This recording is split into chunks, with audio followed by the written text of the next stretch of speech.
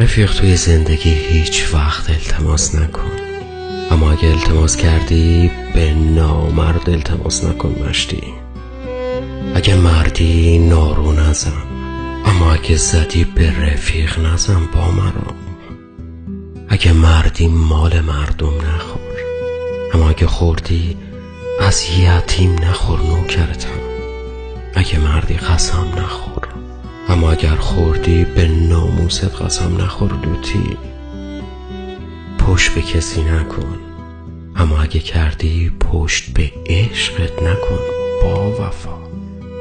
قصه نخور، اما اگه قصه خوردی واسه مال دنیا نخور. کلام آخر، توی این دنیا هر چی میخوایی باشی باش، ولی نامرد نباش.